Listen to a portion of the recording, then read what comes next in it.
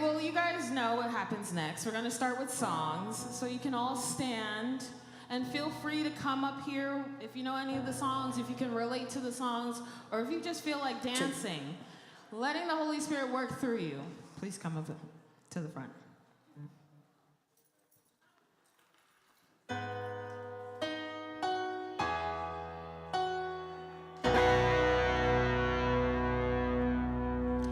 I'm not forsaken, never alone.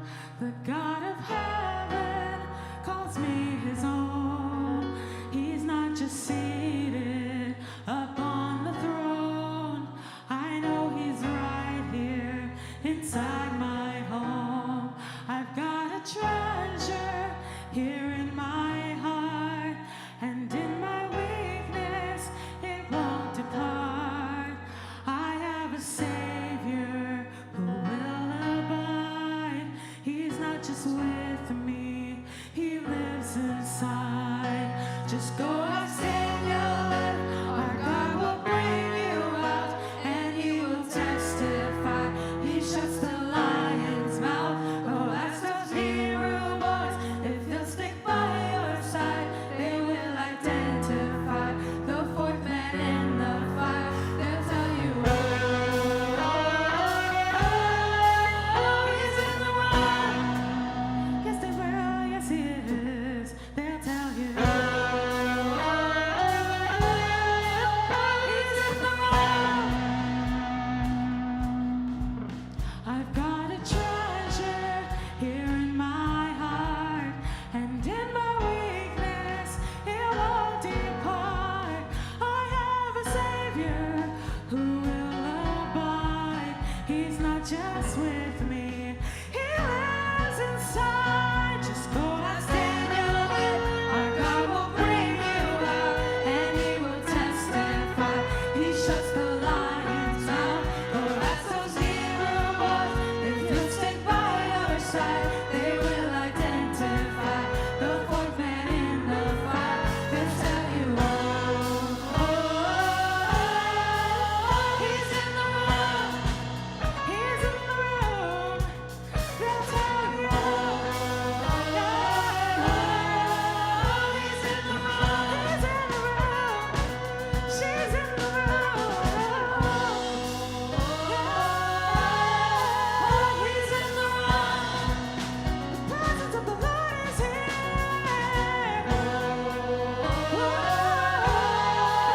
He's in the room. If I search the heavens high, if I search the earth below, if I make my bed in hell, no matter where I go, where can I run from his spirit? Where can I go from his presence? Even in the deepest depths, he's there. No matter where I go, if I search the heavens high, if I search the earth below, if I make my bed in hell, no matter where I go, where can I run from his spirit? Where can I go from his presence? Even in the deepest depths, he's there. No matter where I go, if I search the heavens high, if I search the earth below, if I make my bed in hell, no matter where I go, where can I run from his spirit? Where can I go from his presence? Even in the deepest depths, no matter where I go.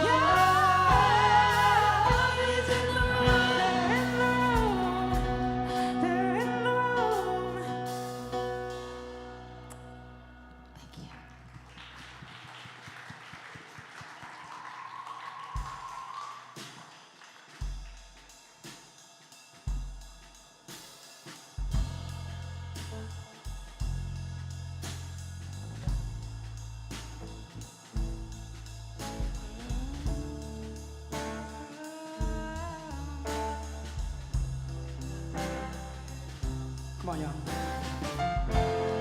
There is a story I want to tell. It is my testimony of the ones who came to save us time after time. Saw the light leave my heart. You were the one to reignite my heart. Let me save my oath to you. You will not walk alone in the dark. For the love of God will walk with you. You must have cried, hands up high, and praise. Heavenly parents say, you will not walk alone. See the multitude of people as they walk on by, each one with a story, some more painful than mine. God, you wish to save them. Let me be that hand. God love them. God bless them. Let your greatness show. You will not walk alone in the dark. For the love of God will walk with you. You must have cried, hands up high, and praise. Heavenly parents say, you will not walk alone. Believe it. Come on. See it. See what? A miracle. Sacrifice of Christ. See it, and then you'll believe it. Believe in the wonderful miracle of your parents' life. Believe it, He's breaking right now, turning this whole world around. Sacrifice of Christ. See, they're breaking right now, saving their children from hell. But your parents' life, you will not walk alone in the dark. For the love of God will walk with you. You must have cried, hands up high, and praise. Heavenly parents say, you will not walk alone. You will not walk alone in the dark. For the love of God will walk with you. You must have pride, hands up high, and praise. Heavenly parents say, you will not walk alone in the dark. Achoo!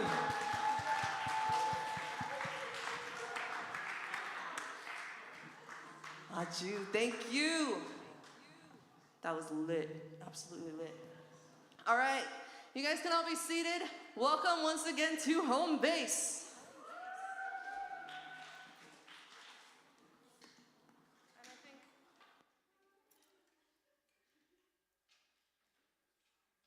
Hello? There we go. And I think that was the perfect song for us today because we will be talking about people who are not walking alone in life anymore. Today, we'll be talking about the blessing.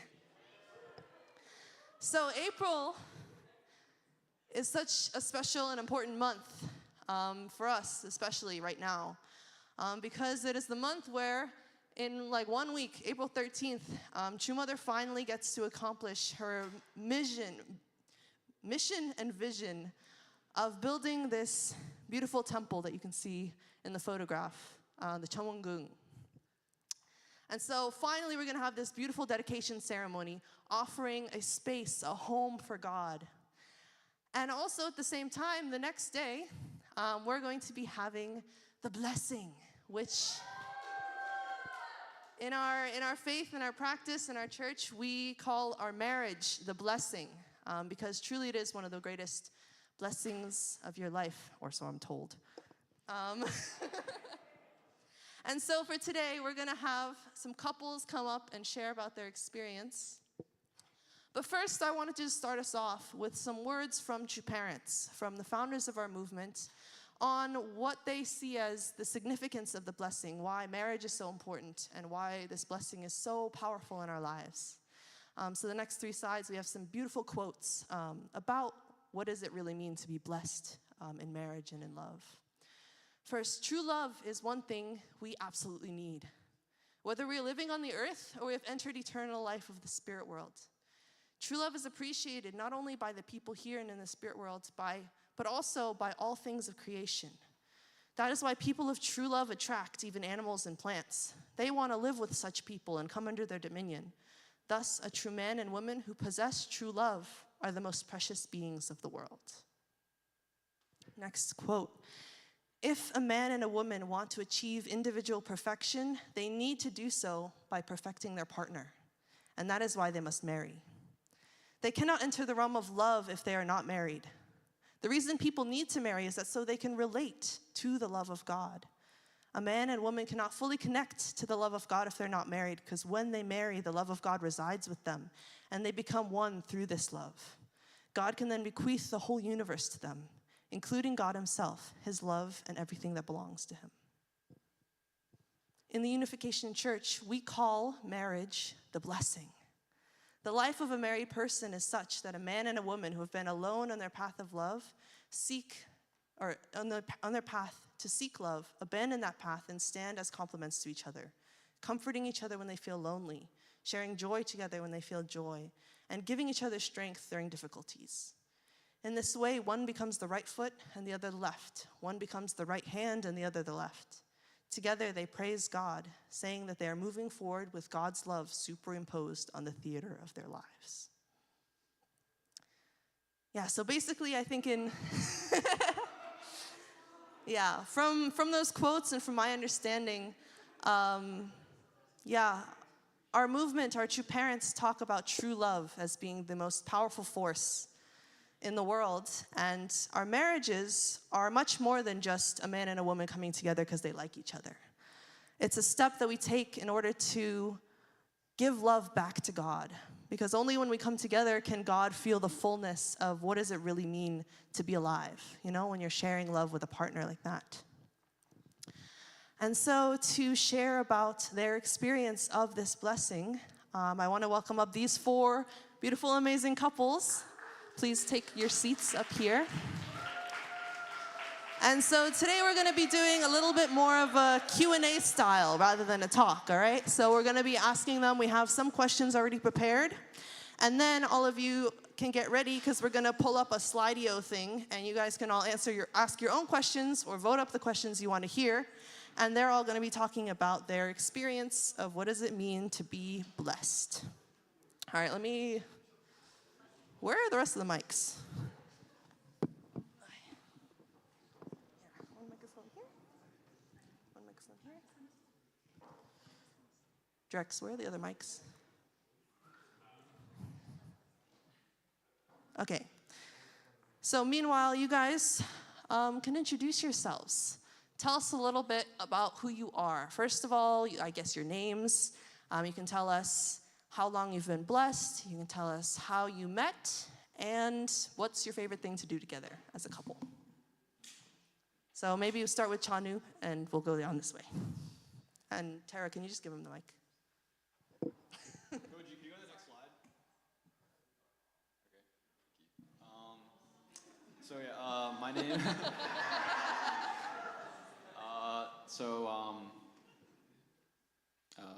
So my name is Chanu, and her name is Naomi.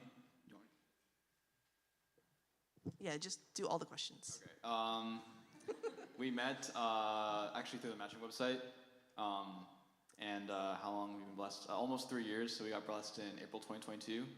So yeah, it's crazy to say that. And your favorite activity as a couple?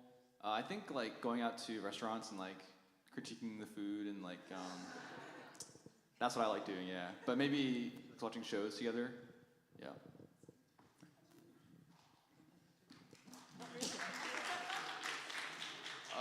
My name is Oscar. My wife's name is Tara. Where did we meet? We met at Camp Sunrise. Those who know, they know. Yeah, that was like, what, 10 years ago? Yeah, that was before I hit puberty. Goddamn. We've been blessed for almost a year. We got blessed in April of 23. 24, I'm sorry. I'm sorry. Favorite activity to do as a couple?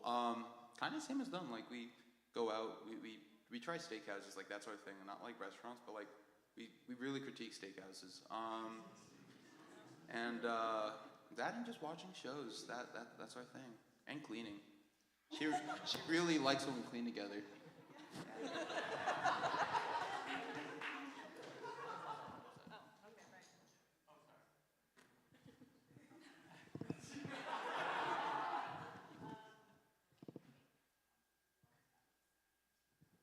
Okay, my name is Asami. My husband's name is Jonathan.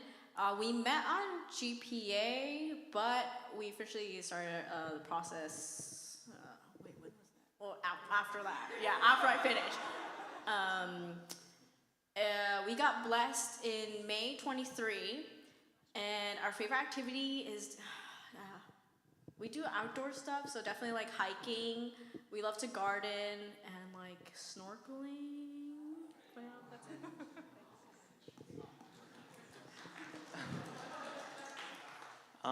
Hi everyone, my name is Charles and this is Grace. I'm from France and she's from America, New Jersey. We met through the matching website and that's how we started talking. And we've been blessed, same as them, for 2 years, almost 2 years. In April, it's going to be 2 years. Oh, in May, sorry. And our favorite activity as a couple is, I want to say, traveling / doing adventures, outdoorsy stuff.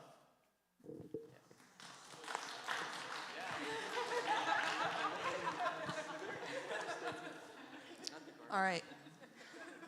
So we're going to start off with our first question. Koji, can you hit the slide?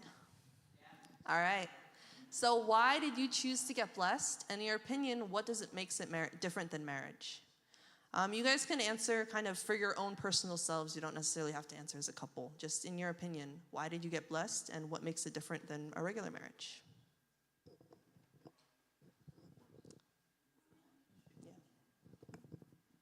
I guess we can just go down the line. So for me, I think there are a lot of reasons that you can explain. Everyone might have their own reason. So I'll just give like a more practical one. For me, with the blessing, I like how it kind of puts the relationship first, and everything else is less important than your relationship. Because I feel like if I were to go out and just date today, like even if someone says that's their priority, like oh, like you're the most important person, like tomorrow that might not be the case. And I feel like so many relationships can break that way because they decide, oh, my job's more important, I have to work in this state and you live here, so it's over. And I think they break over such simple things like that. So I think with the blessing, that's one reason it's so simple that, yeah, I think in the secular world sometimes it can be seen as okay or acceptable to break the blessing or break your marriage because of external reasons. But I like how the blessing makes it very clear that your relationship is the most important thing. Yeah. For me,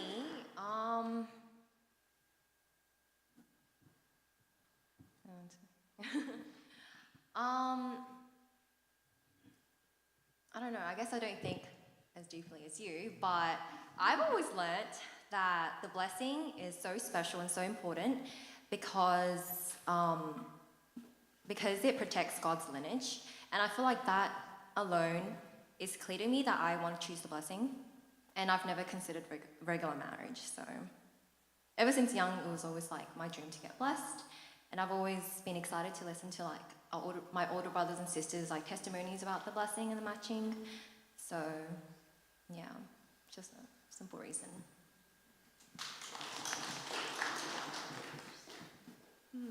Yeah, I think I really like this question because Oscar and I were actually on the path of going regular marriage before we decided that we wanted to get blessed. Yeah, I think the reason that I decided to get blessed instead of going for a regular marriage is because I think one thing that really sets the blessing apart is that it's a marriage centered on God. It's not just about me and it's not just about you. I think typical marriage is just like man plus woman equals relationship. But in the blessing, it's us and God together, and our marriage is not just the sum of two parts, but it's something that's greater than the both of us combined. And we're committed to, growing for the sake of each other and growing for the sake of the relationship, and creating the kind of love that doesn't just start and end with us, but kind of spills out onto the world around us. The kind of love that can inspire others and guide others, centered on God. I think that's what makes it really strong and different.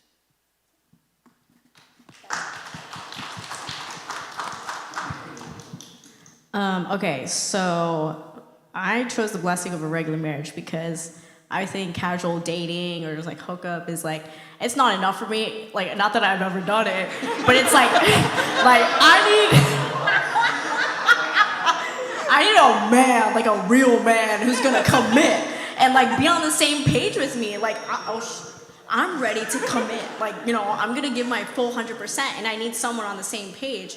And I love how our movement talks about the blessing, like you're really preparing yourself to be the best version for the sake of your future spouse, and so that your children could do the same and like impact the society in such a positive way. So like that's what I wanted, and I'm sure everyone does deep down inside.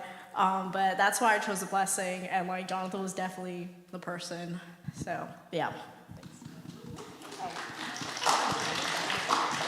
I don't think I really had a choice once. Once Asami had me in her sights, it was basically over. So yeah, that's it for me. You want me to go? I think like Chanwoo was saying, there's like a lot of different reasons. I actually like researched a lot about the blessing. I interviewed like 60 different people about it. But I won't go into that just because there's not a lot of time. But my parents, I don't know if you know them, but they're like probably the most loving. Like I've never seen one another love each other so much in front of people. So I wanted that too. But not only that, but actually as time went on, I questioned it because I actually got hurt by some like BC guys, and so I actually decided like I'm gonna leave a little bit, and so I questioned a bit. Anyway, during that time, I actually got reached out to go to a workshop. This was around college time, and I was like, okay, I was still open-minded, but I was like questioning. I was like, if BC guys are like this, what's the point of like, what's the difference between a unificationist guy and a regular guy? If like guys meet. So that was a question I had, and I didn't have the answer. So anyway, somebody invited me to a workshop, and during this time when I was questioning things and going other paths, and then as I was at the workshop, it's kind of silly, but basically answered my question. I was in a team with somebody, and basically the guy next to me, he started smelling his armpit. And then And then he's like, oh, my deodorant smells nice. And he's like, you want to smell, Grace? And then he's like, wait, no, that's for my wife. And it kind of like, I know it's like really funny, but it really hit me in that moment that it was about like living the unificationist principles, and that's who I wanted to be with, and that's how I wanted to raise my kids under the unificationist principles. But just because you're born in it doesn't mean you want to do this type of path. So those who want to, that's what I really want, and that's what I can see like with lineage and everything too. That could be passed on for generations as you improve yourself. Even scientifically it says things like that. So, yeah. Just to clarify, I'm not the guy who asked Grace to smell the armpits. Yeah, I guess for me, I always saw marriage as just signing a contract on a piece of paper, and it was more like just very secular. And I always wanted to have some sort of deeper spiritual, religious commitment to the person I wanted to be married with. And so in our church, that's how we do it. We just receive the blessing. So that just made sense to me. And yeah, I'm just so grateful for having grown in this church, and all the education that I received, the values that I received, the friendships that I had are just amazing, and I wanted my kids to have the same. And yeah, I couldn't see myself wanting or like pushing them to have this if their dad is not even blessed in the church. And so yeah, there's more reasons, but I guess that's just 2 points. Yeah.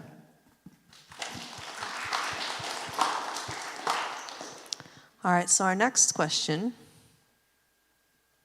is, all right, so this one's a little bit more, I guess, personal, but how has your faith and your relationship with God played a role in strengthening your marriage?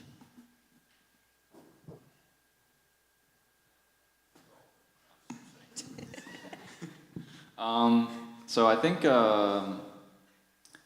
for me, it's like recognizing that our relationship is not just about ourselves, but it's about, it's bigger than ourselves, and it contributes to a greater purpose and a greater whole.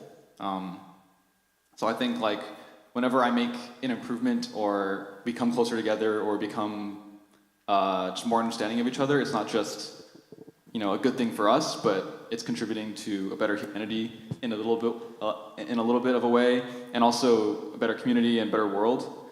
And yeah, when we improve, we're not just improving ourselves, but we're kind of elevating and setting an example for everyone around us.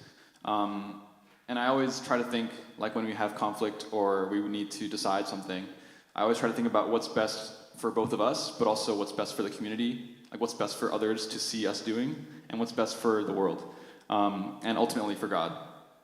And I think, you know, a lot of people, a lot of my friends from like high school, like they'll have relationships, they'll have marriages, and they'll kind of just go throughout life with the attitude of like, let's just enjoy life, let's just enjoy what was given to us and just have fun.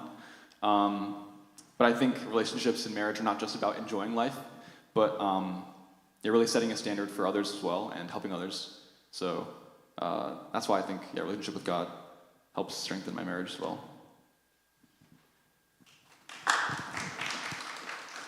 I feel like, yeah, faith and relationship with God plays a really big role in our relationship, in our marriage, because I feel like we have our similarities, but we have a lot of differences. So like, even like trying to think of an answer for like what we enjoy doing as a couple, it was like hard because our hobbies and our interests are so different. Sometimes it's hard to find something that we're like both keen on doing. So I feel like our biggest commonality that we have, the common base that we have is our faith and our relationship with God. Like we both really enjoy going to church together. We both feel passionate about like supporting the church and like supporting the community. We enjoy like discussing different points, controversial or principled or whatever. So yeah, I feel like just having that commonality, being able to share that is something that I feel like brings us closer. So I feel, yeah, it's pretty important. And it's kind of interesting as well because one of the trivia quizzes showed how important like faith is in a relationship. So yeah, that kind of emphasized it.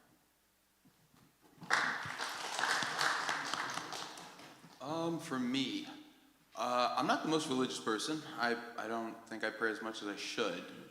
But I think just having it in your life is really good for like when you're at your breaking point. That's where it is for me in my life of faith. It's like sometimes Tara and I, we're both very passionate people. We're also both very stubborn.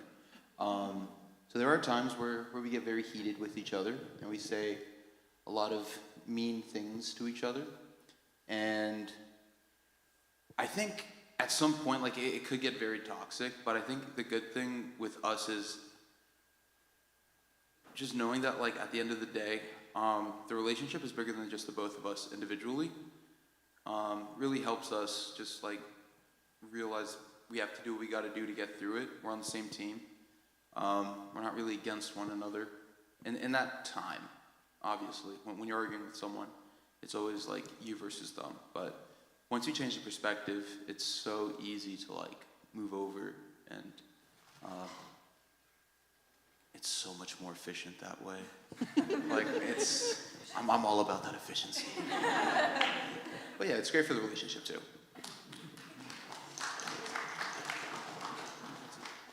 I'll say one more thing. Yeah, I was thinking about dual characteristics.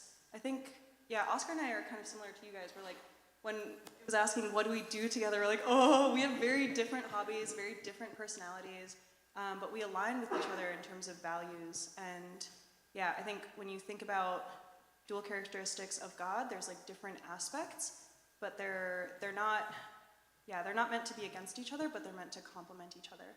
And I think sometimes when you're in a relationship and you see a lot of differences come up, it's easy to point at those differences and say that like, oh, that's not good, or like, you know, but when you understand God and you understand dual characteristics, you can see something in your partner that's totally different from the way that you do things, but still be able to appreciate that as something that's good, and yeah, something that they can offer to you.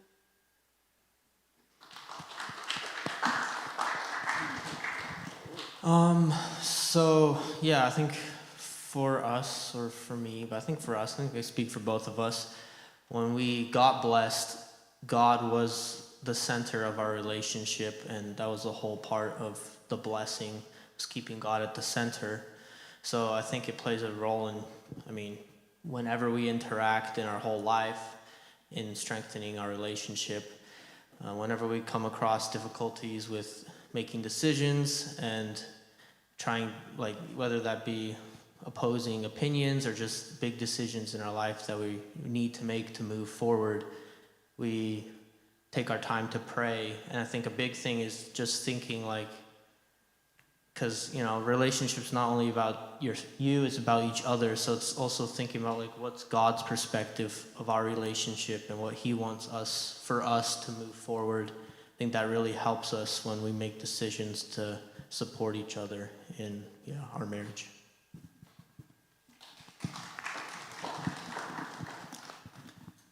Yeah, I can relate to so many things that were said. I think you can have a really fun and exciting marriage just by focusing on the horizontal aspect of it, but I think adding this, practicing faith and including God in your relationship and it helps to have a more solid and vertical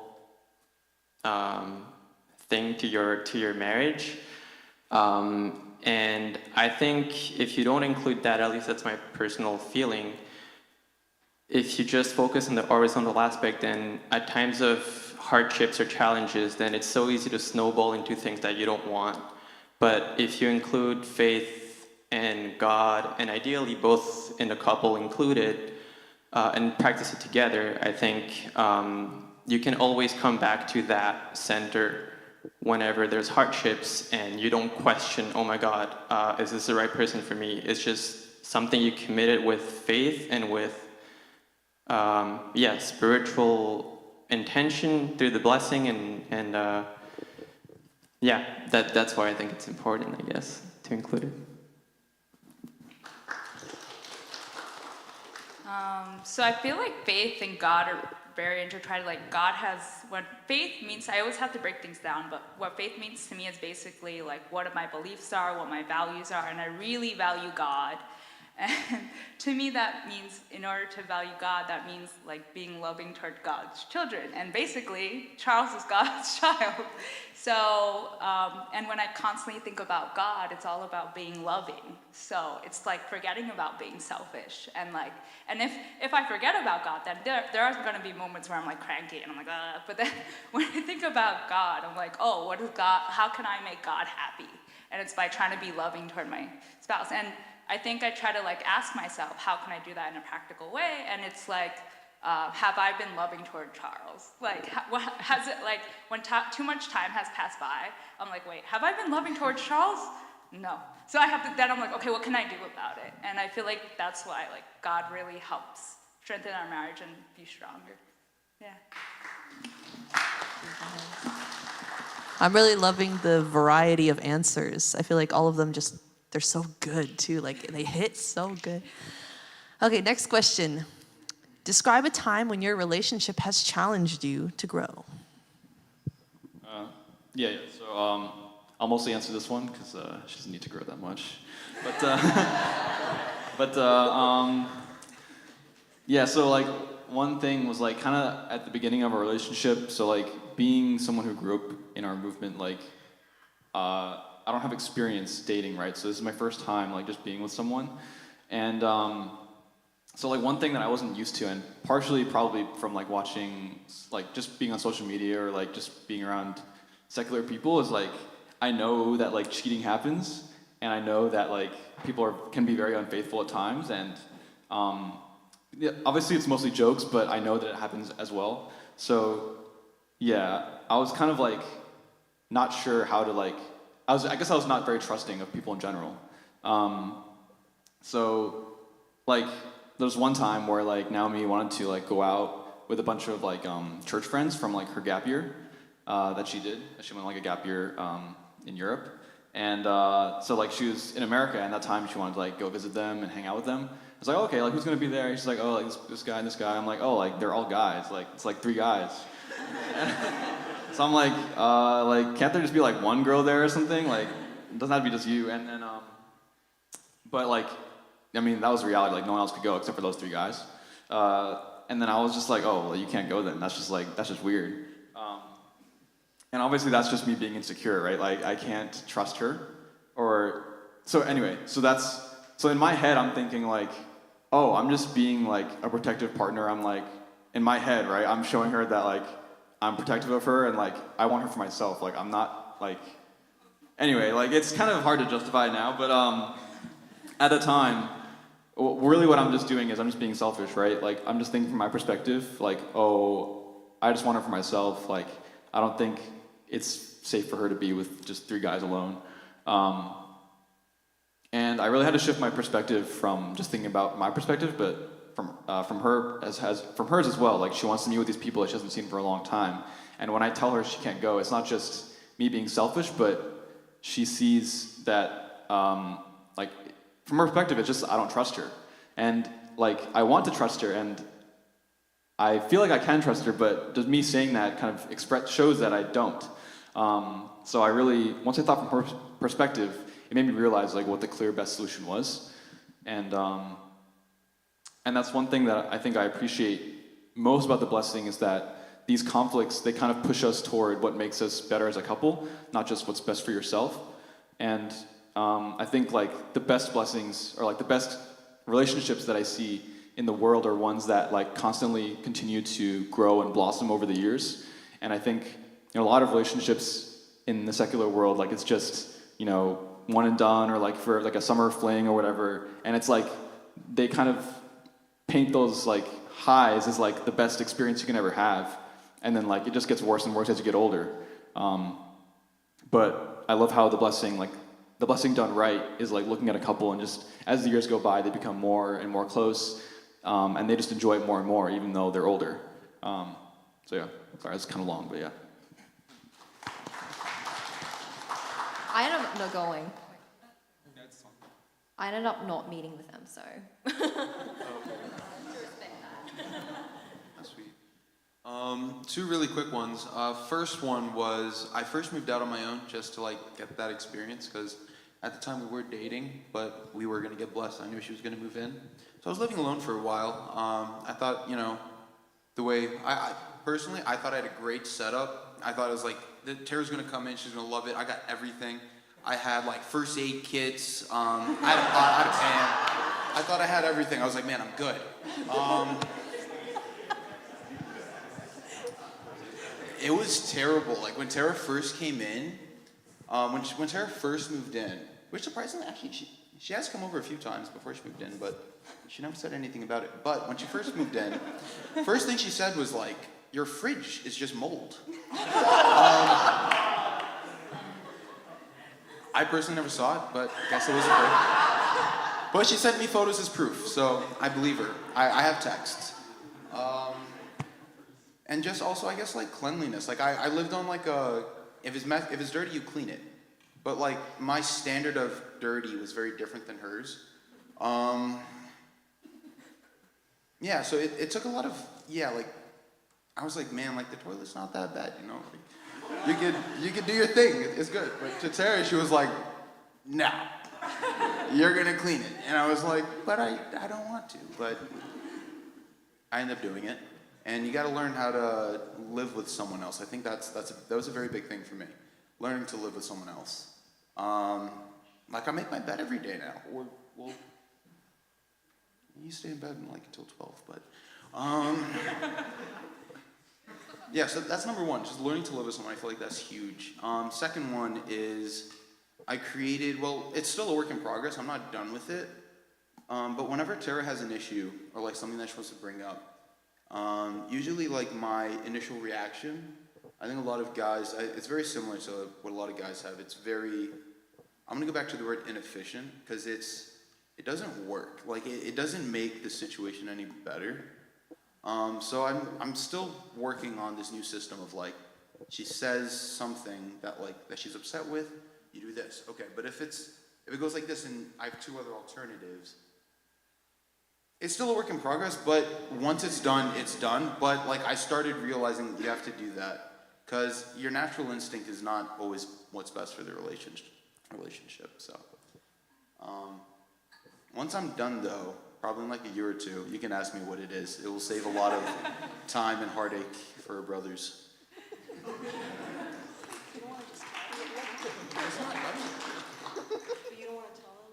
We've only had two good ones, like so far.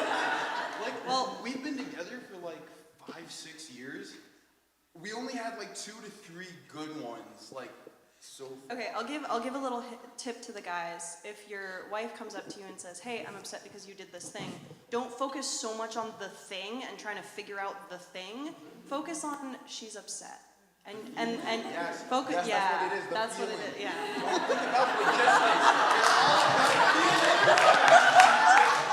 See, I trained him well. Anyways, yeah, I think that's something that a lot of guys struggle with in particular, because they're like, okay, there's a problem, how can I fix it, right? But for the girls, it's not just about the problem, it's also like all of the effects of the problem, right? The way that you feel and all that stuff. It's just about the feelings. It's not about what you did. Anyways, yeah. Oh, yeah.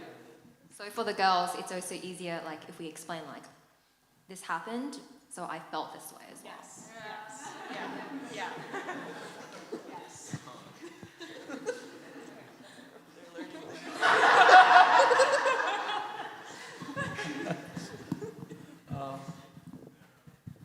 I guess it's in a similar area. I don't know. Anyways, I think a big one was, or not big, but it was a growing stage, was like when Asami was like telling me some struggle she was going through. I think my immediate reactions like, this is what you should do. Like, you know, trying to like help give like, I don't know, feedback to improve the situation, when in reality she was just needed someone to listen. And I think that one I'm better at now for sure. So yeah.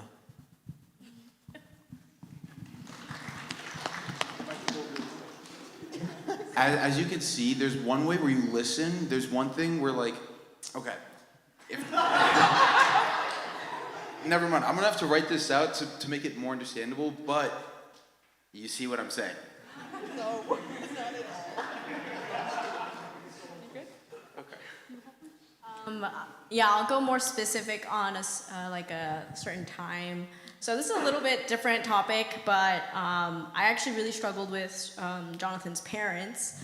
I had quite a bit of a I was wild, or when I was younger, I did a lot of things. And I think when we first started our process, his parents weren't so supportive of our process, and that really hurt me. And it's still a work in progress now, but I had a very strong resentment eventually built up to resentment, feeling like anger and like frustration towards like his parents, and like what the heck, like why can't you like accept me, like aren't you a unificationist, like don't you love everyone?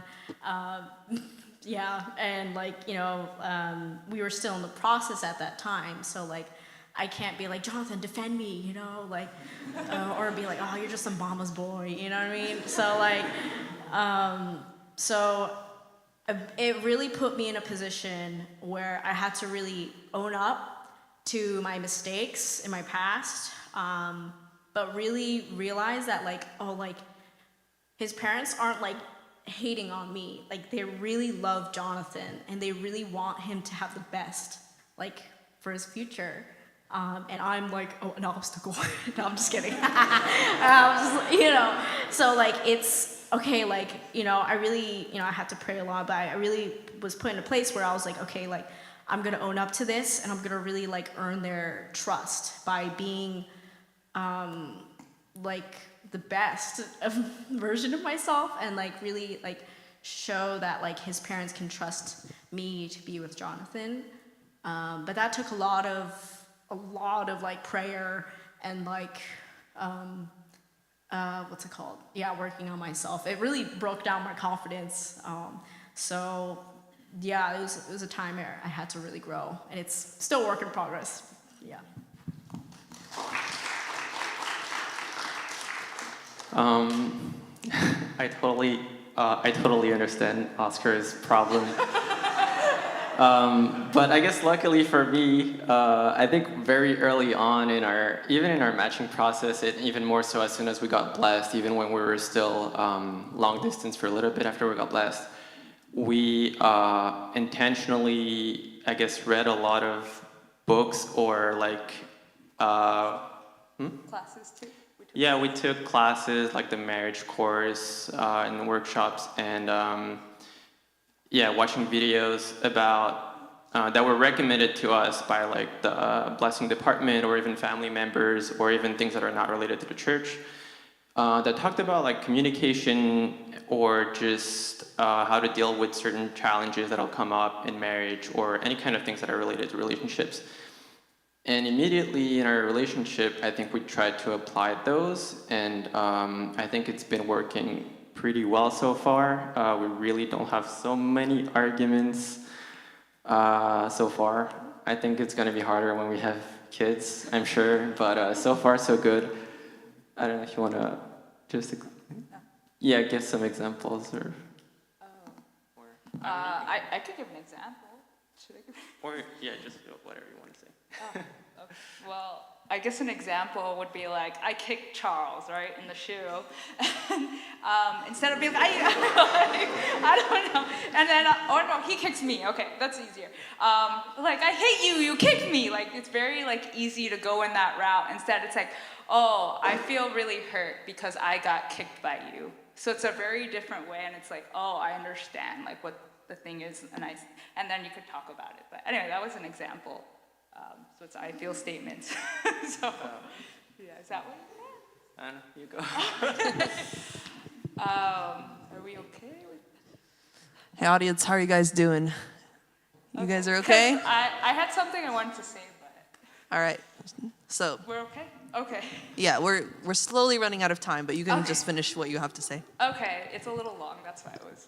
Okay. Can you anyway. summarize?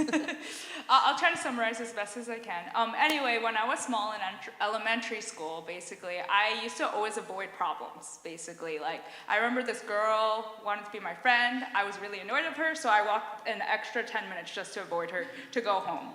That was my tendency to do that, and I did that for like a year, right? So that's just how I was. I avoided all my problems, basically, when I was annoyed of someone or like a friend or something. Fast forward, also when you're married, like before being married, I feel like you can only work on yourself so much, and then there's just some things you don't realize you might have an issue with until like you're with somebody 24/7 and they talk about something.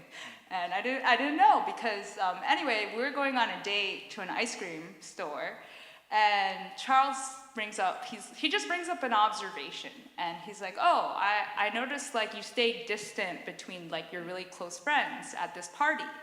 And when he did that, I didn't realize like what was happening, but I like shut down. I became very quiet for like 30 minutes straight, and then I actually like kind of ran away a little bit. But then like I had some logic, so I went to the car, and we left. And when we got into the car, and Charles is trying to be comforting, and he's trying to say sorry because he's really sweet, but I'm just like disassociating kind of from the situation, which also means kind of like leaving the body, like and seeing yourself in an outer body's perspective. And once we park and get home, Charles in the car, he's like, I'm really sorry, and he's trying to comfort me, but I don't respond. And then he gets out of the car, and I start gasping for air, and I realize I felt not safe. Actually, I didn't know what was going on, and then it really hit me that this relationship, I really like tried so many times, but like sometimes it just doesn't work out. So it like really, and I also loved Charles, so I was like it felt conflicted because like I really tried to address this, but I also cared about Charles, so I was like, I want to help him, but so I did feel threatened by Charles at that time. And then he actually like came back, and I started like holding my breath again, and he said he's sorry again, and he tried to comfort me. And then I started to feel safe, but I was stubborn, so I didn't say anything. And he went back, and later on I was like, I could either continue and like avoid the situation altogether and like continue my habit, but do I really want this for our marriage? And I was like, no. And so like I wrote him a long letter explaining why like I behaved that way. Like I didn't even realize. So like sometimes you just don't know until like, and like it was just this mere observation. It wasn't anything wrong what he said. So that was like the craziest part. And sometimes it just happens. Sometimes we react that way. So I think it just helped that in these situations where I could just like address issues a lot better thanks to like his safe space he could create for me too. So yeah. Thank you. All right, so before we do the last prepared question, I'm actually going to have you guys show the Slido link. And so you guys, Koji, can you go to slid.io? I don't know how you're supposed to pronounce it. Can you go 2 slides forward? Yeah, this. So if you guys scan this link, it'll go to a thing where you guys can type in your own questions. So if you have any questions for anybody, you can address it to a specific person or just in general. And so while you guys do that, you can also thumbs up other people's questions if you like what they said, instead of just saying it again. And then while you guys are all doing that, there's one more question that we had already prepared for you guys. So we'll give them a couple seconds. Everybody good? Okay, go back to the other question. So what habits or mindset has helped you become a better spouse over time? And because we're running out of time, let's have only one person per couple share with this one. Yeah, I can super quick answer. Like, I think it's just not about you. Like, when it comes down to it, I think, like 90% of the issues that happen are just because you're being selfish. And like, when I think of being selfish, I just think of being sinful. And I think a lot of the world's problems can be boiled down to that too. And I think marriage is like a place that really tests you, because if you're selfish, you immediately find out. And if you're selfless and you take the opportunity to do something for that person, then they'll also very quickly appreciate you, usually speaking. I think that's a good mindset to have.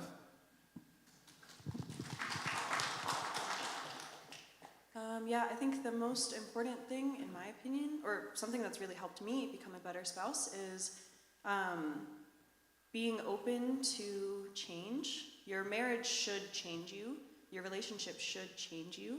I think oftentimes we hear from society to kind of like hold on to who you are as a person and don't lose yourself in a relationship. And I think to some extent that's true, right? You want to maintain some of your individuality, but ultimately if you go through the entirety of your marriage and come out the same exact person, then that's not really how it's supposed to be. You're supposed to come out different. You're supposed to change. Your spouse is supposed to change, and you're supposed to grow. Marriage is really like a, I was gonna say training grounds, but it's like a growing grounds, like a little garden. You know, you're like a seed being planted in the garden, and you don't want to stay a seed forever. You want to become a flower. And so many times, like at least for me, I'm very stubborn, right? And so when I do things a certain way, I think that my way is the best way. And if I didn't think it was the best way, I wouldn't be doing that way. So when Oscar comes in and is like, maybe you should do it differently, I'm like, how dare you? But yeah, allowing myself to be changed by my partner and trusting that, yeah, he's not just here as some guy, but he's actually here as God's representative to love me, right? His job is to love me the way that God would love me, and my job is to love him the way that God would love him. And so, yeah, having that openness to allow yourself to be changed and allow yourself to grow and let go of anything that isn't really serving the relationship. Because there's definitely parts of you that are not going to be beneficial to the relationship. You have to be humble enough to acknowledge that and to let that go.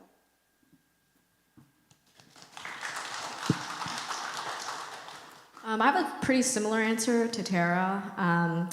Yeah, I have a pretty bad tendency to be kind of like a bulldozer. Like you got to be on the same page with me. Like, you know, I feel a lot of the times I feel like I feel like people have to be thinking the same way I'm thinking or same way I'm feeling.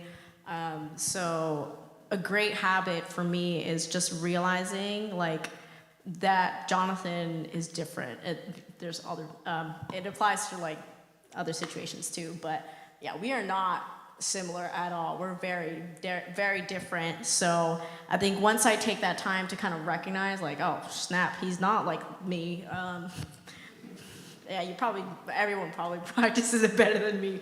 But when it helps me a lot when I take that time to kind of like step back, and then it helps me be more open and kind of, yeah, not be hot-headed.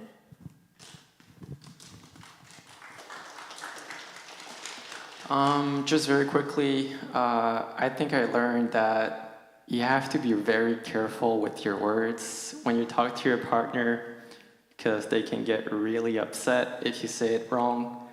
Maybe it applies more for guys having to be more careful, but I think it applies for both anyways.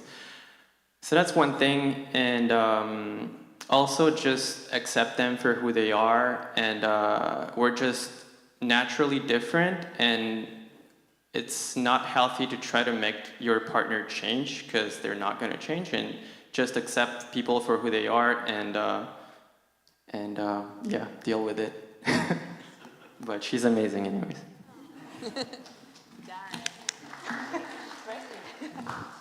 All right, so let's go to the Q&A questions. Is there a way to put that on the screen or no? No, okay, sounds good. I'll read it off my phone.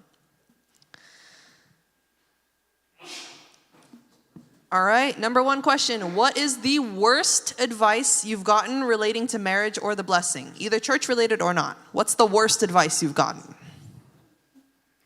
Let's have only 2 people answer each question. I'll go quick. At my local basketball court, a lot of the guys are older than me, so they give me a lot of unsolicited advice. Actually, I came back because I moved, so I went back like a few days ago, and I told everyone I was married, and everyone was like, everyone's like they're like young, they're pretty well into their careers. They're like, man, I was like, a really dumb thing to do. Why would you get married and like get tied down? I think that was the worst thing that I ever got. I actually told her about it.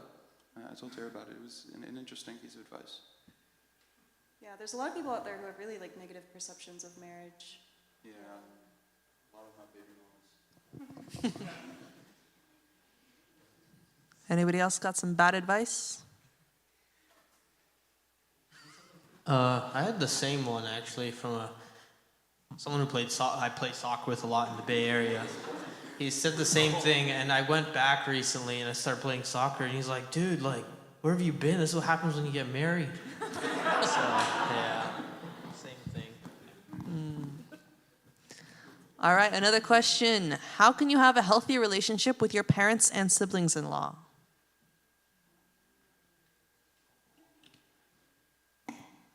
So for me, like, right after we got matched, Naomi lived with me and my family for 3 months, which was like, yeah, obviously she learned a lot about my family and me, and I think just seeing her seeing me in like my family's environment, kind of opened her eyes to like who I truly was in a lot of ways. So that was an opportunity for her to grow, but also opportunity for her to grow with like my siblings and my parents.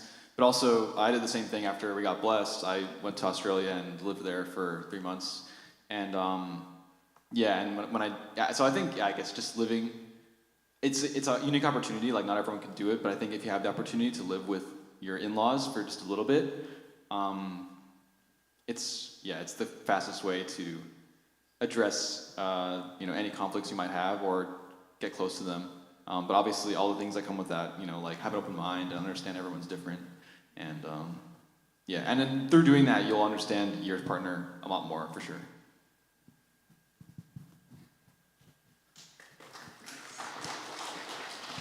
Yeah, just a quick response to that. Very similar to Chanu. Yeah, we make the effort to visit his family. And he lives here.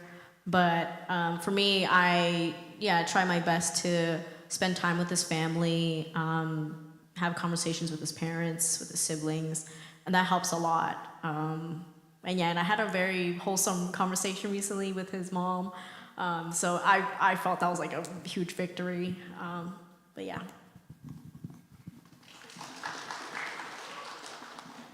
So I think I have a little bit of a different situation. If a sibling-in-law is being harsh to you or something, and you don't have control over that, I talked to a therapist about it. I think it's really important to build boundaries for yourself. Like, still like keep the peace, but like be kind to it. At least for me, like be kind, but like you don't have to keep trying if they're not willing to do that with you, but still like keep the peace. This is more for like if people are harsh, I would say, and hopefully nobody has to deal with that, but that does happen too. So I think it's really important to keep your boundaries depending on the relationship of what you can tolerate, but that's still respectful to the other person. Yeah.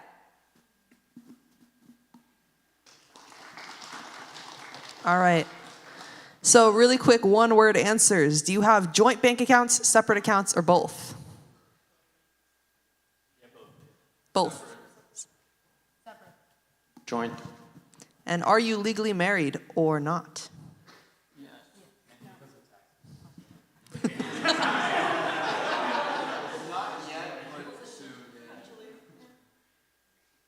Yeah, because of the green card.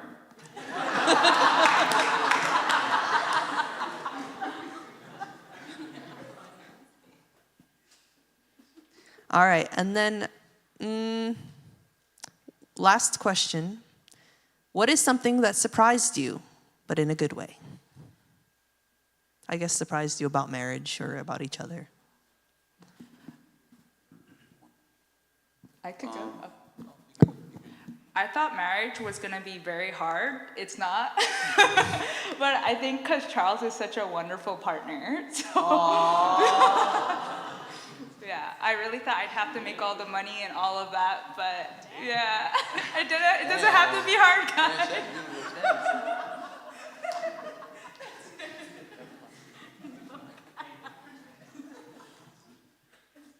For me was, I don't normally get sick, but I was actually feeling a little unwell, I would say last week. And I normally don't have the opportunity to just like lay in bed and be like, ring a little bell and have someone take care of me. But I did. That was nice. I liked it.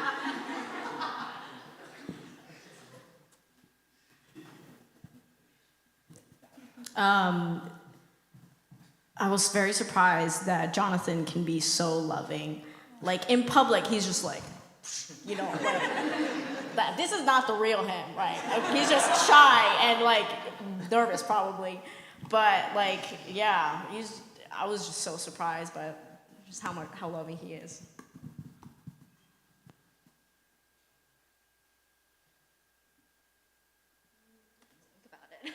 Okay, no surprise. I think something that surprised me was like, I guess because we are different, like the different strengths really come out and you can help the other person, and like things I thought like was weak, like he's like really good at.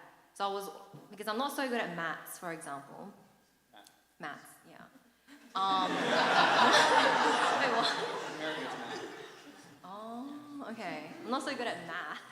So I'm always like worried, like, oh, I'm not gonna able to help my kids with math one day, but like he's really good. So, and like finances as well, I'm like not so good with credit cards and whatnot, but he's like more knowledgeable at that. So like different. Yeah, I'm also really indecisive, but he's more decisive in different ways. So like, yeah, we'll fill each other's holes, and I felt like that was pretty cool. It's okay, you can say maths. It's really cute.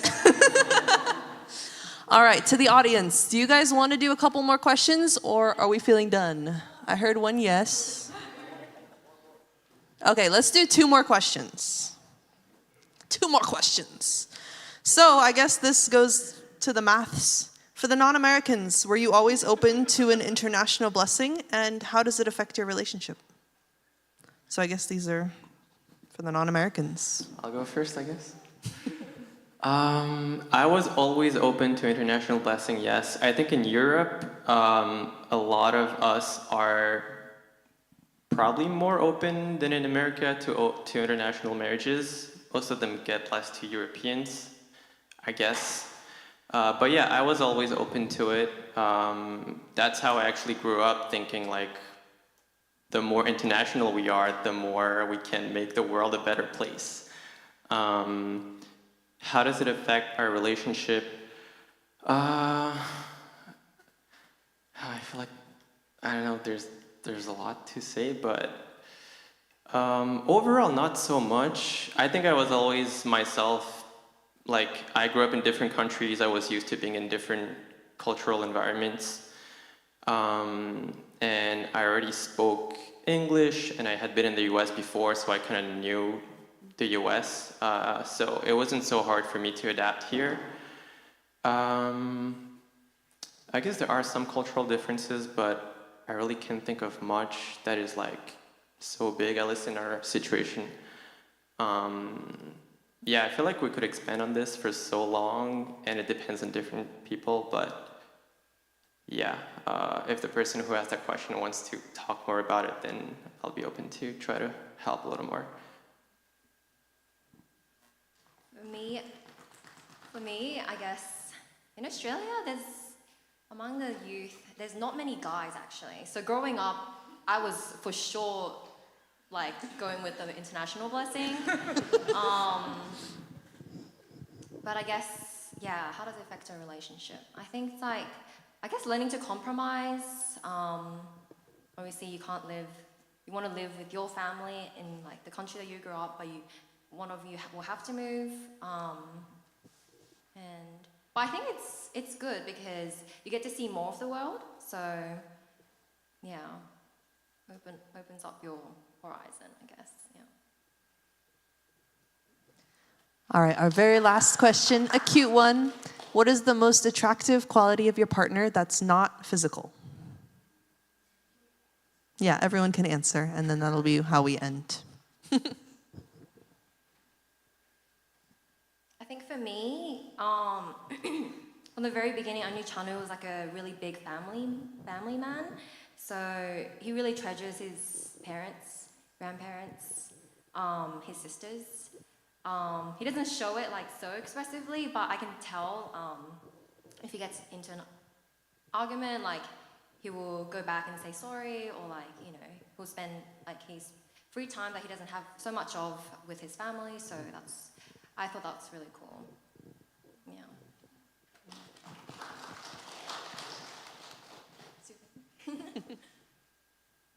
We can jump around, he's still thinking. Yeah, I can share something. Yeah, I'll tell you about our first date, because I think that was when I really felt like, whoa, like I think I like this guy. Yeah, so okay, we went to a museum in New York City. It was like a history museum because we're both kind of nerds. Museum of Natural History. And then after that, we went to dinner together, and then we got like cookies and sat by the river. And after the date was over, Oscar pulled out his notes app on his phone, and he showed me like the entire like planning process that he went through of like picking out what place we're gonna go to and like the different options that we have and how we're gonna get from one place to another. Yeah, and I don't know how to explain it, but like something about that just like got me. I think, like, yeah, the amount of effort and intention that was put into it, and like thinking about what I want and what I would like, and just, yeah, planning everything out so that all I have to do is come and have a good time. And I had such an amazing time. And yeah, I think that's one of the most attractive things about Oscar. And when we go to the airport too, like, I don't have to think about anything. Like, I don't know what terminal we're going to. I don't know how much the flight was. Like, I'm just following Oscar. I'm not even holding my own bags. Like, and it's just like, anyways. So yeah, I think that's the most attractive thing that I find in Oscar is like his willingness to plan and like the effort that he puts into it.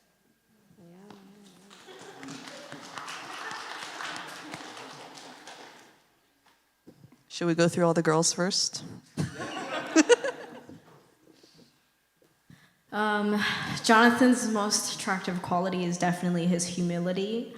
I really admire it, and I feel like because how humble he is, it really shows through his actions and how he thinks.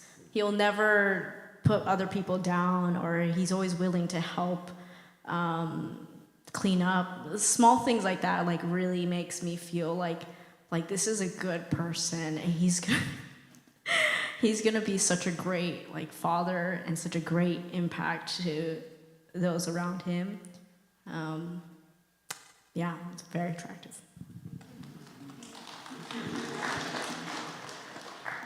Yeah. It's so hard to pick one. I can't pick one. I love Can I say multiple? Yeah, I don't know. I'm in between like Charles's brain. I just love his mind and like how he views the world because he's such a global citizen. Yeah, and just how trusting you are because I feel like I'm like jaded on things. So, yeah, you're overall just an amazing human being. So I don't know. There's just too many. I can't. I'm sorry. There's too many qualities. All right, brothers, those are some good answers. Let's hear what you guys have to say. Yeah, it's hard to pick one. I guess Grace is the most genuinely wholehearted, loving, and giving person that I ever met.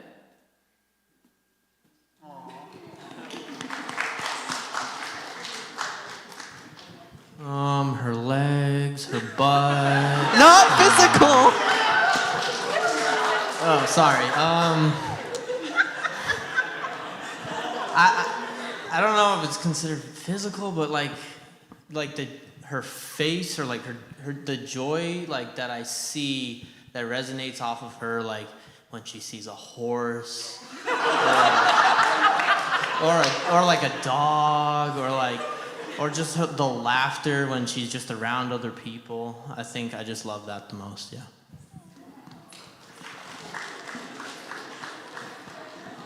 Yeah, I think for me too, like it's kind of cheating, but like Naomi's laugh is like very, it like brightens up the environment. And I think like when she does, like it makes me feel like I can't help but laugh as well or just be happy. But I guess like a non-physical quality is like your sincerity. Because I feel like, yeah, like we always say these things like, oh, sincerity moves heaven and like sincerity is important. But I've always really valued sincerity the most in someone, how they like, you know, when she has a difficulty or she's like right now she's like struggling to study for an exam because she doesn't know if she'll make the date or be ready for it, but she's still like fighting, she's still trying her best, and she sincerely believes that she can do it and wants to do the best. So yeah, I just love that fighting spirit that Naomi has. Yeah.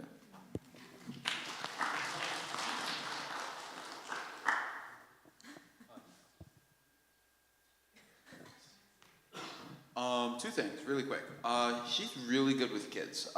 There's a few times I went to go visit her while she still worked at Safe Splash, and I started playing with the kids. It was really nice. The kids really trusted her. Like, I saw this 1-year-old that didn't know how to swim, and like just jumped in the water, just like, it was beautiful. And Tara was there to catch him, and it was like, that's trust, you know? Like, I wouldn't have done it, but they trusted her a lot. Next thing is she's very dedicated. As she is stubborn, like I know that like whatever she puts her mind to, she will do. And it could be a good and a bad thing, but I think push come to shove, I know she got my back, and I think that's like one of the most important things that I was looking for in a partner, and I'm happy that she has it. Yeah. All right, thank you. Let's give a round of applause to our amazing couples. That was so sweet and beautiful, and I feel like we learned a lot. So I really appreciate you guys coming up here. You guys can go back to your seats. And as always, let's welcome up my favorite, your favorite, our home base band. So you guys all can stand up, get ready for our praise and worship.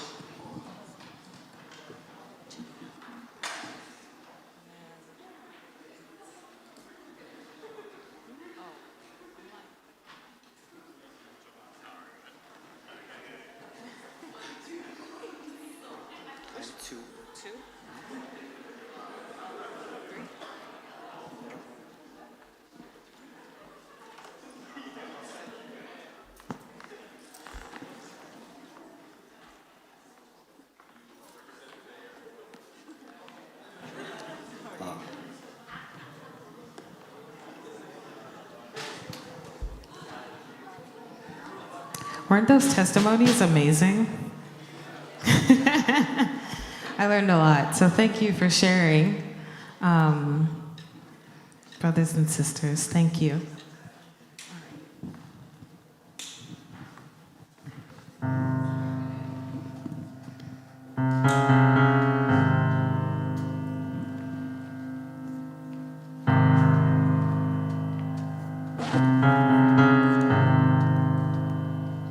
I love you, Lord,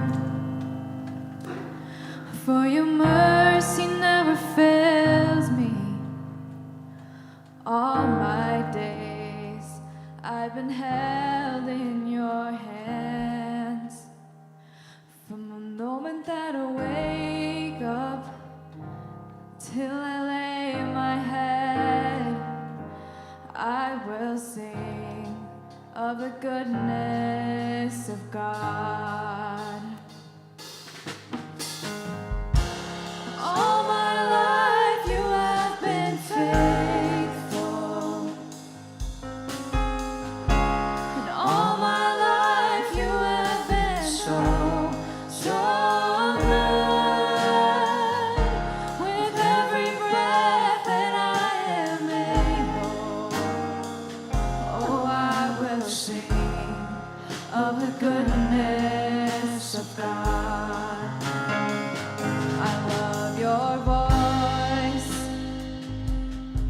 You have led me through the fire, the darkest night.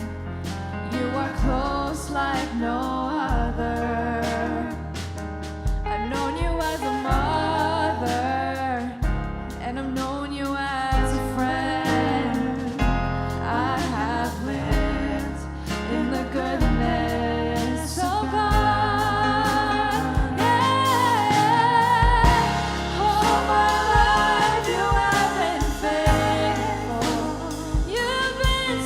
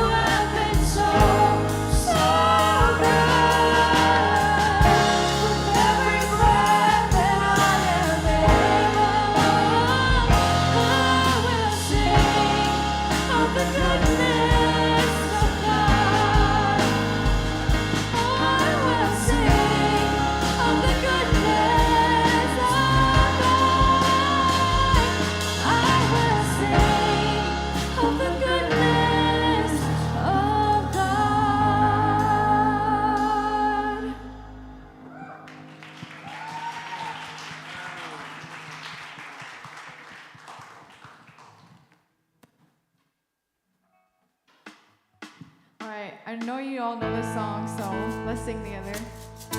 You'll be in my heart.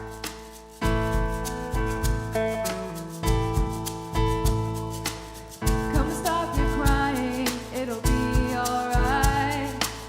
Just take my hand and hold it tight. I will protect you from all around you. I will be here, don't you cry. For one so small, you seem so strong. My arms will hold you, keep you safe and warm. This bond between us can't be broken. I will be here, don't you cry. You'll be in my heart. Yes, you'll be in my heart. From this day on, now and forevermore. And you'll be in my heart, no matter what they say. You'll be in my heart, always.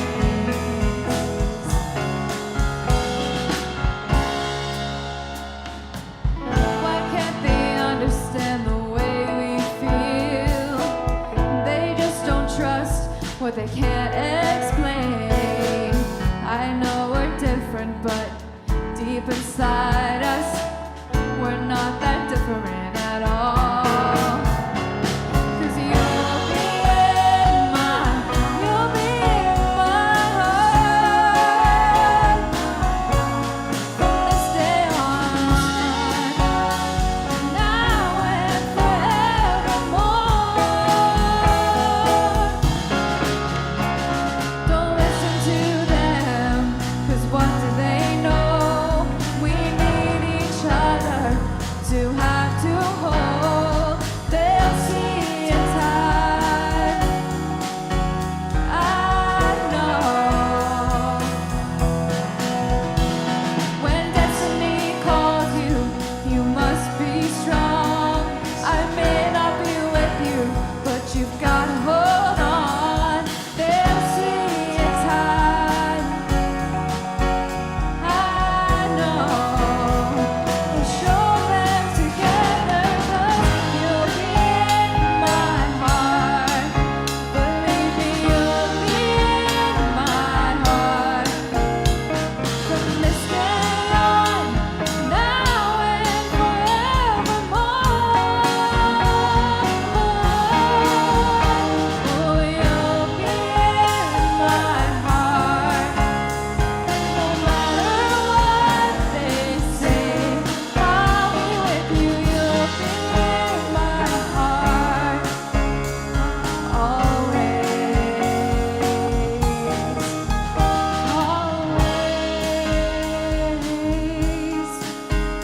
I'll be with you. I'll be there for you always, always and always. Just look over your shoulder. Just look over your shoulder. Just look over your shoulder. I'll be there always.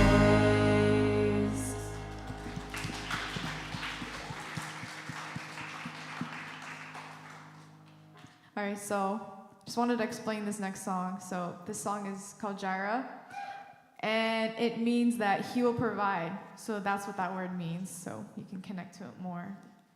So we don't often use that word here in our movement, but it's cool. It's new. It's different. So hope you can connect.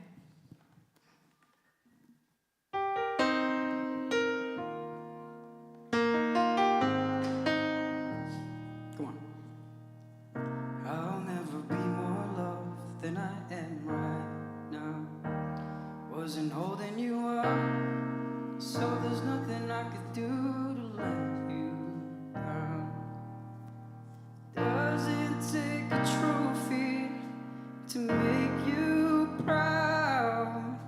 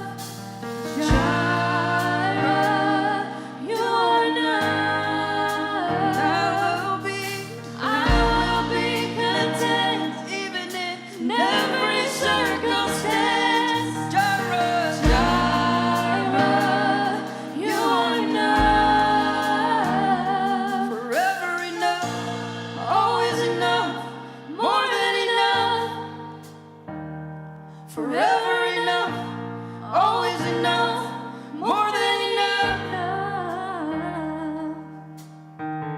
I'll never forget how I feel right now on the mountaintop. I could see so clear what it's all about. So stay by my side when the sun goes down. Don't wanna forget how I feel right now. You are Jireh, you are enough. Jireh, you are enough. And I will be content even in every circumstance. Jireh, you are enough, ever enough. If he dresses the lilies with beauty and splendor, how much more will he clothe you? How much more will he clothe you? If she watches over every sparrow, how much more does she love you? How much more does she love you? If he dresses the lilies with beauty and splendor, how much more does he clothe you? How much more will she clothe you? If she watches over every sparrow, how much more does she love you? How much more does she love you? If he dresses the lilies with beauty and splendor, how much more will he clothe you? How much more will he clothe you? If she watches over every sparrow, how much more does she love you? How much more will she love you? If he dresses the lilies with beauty and splendor, how much more will she clothe you? How much more will she clothe you? If she watches over every sparrow, how much more will she love you? How much more? Jireh, Jireh, you are enough. Jireh, you are enough. I will be content even in every circumstance. Jireh, Jireh, you are enough. I will be content even in every circumstance. You are Jireh, you are enough. Father, you are enough. Mother, you are enough.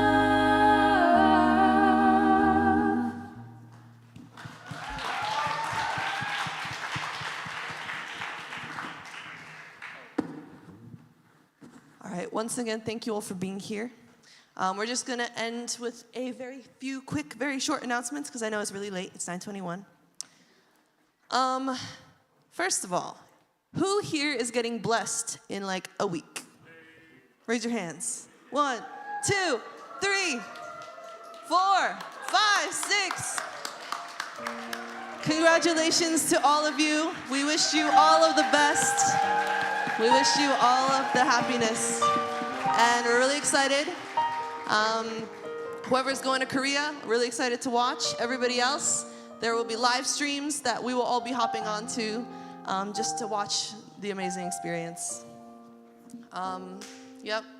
Also, because we are preparing for the opening ceremony, the Cheongung, the blessing, and all these amazing events, True Mother actually specifically asked for a special worship service all around the world this Sunday. So we're having one here with a potluck lunch. I'm sure they're having it in all different communities around the world as well. So I hope you guys can come and enjoy that as well. And do I have any other announcements? Oh, there was one other thing that was sent to me. Yeah, if you guys love the music and you want to do more songwriting or you want to be more involved in creation of music as well, there's going to be a workshop at Camp Chautauqua in Pennsylvania. It's one weekend, and it's going to be on the... August 1st to the 4th. Yes, August 1st to the 4th. Matoba is going to help run it. So hope to see you there.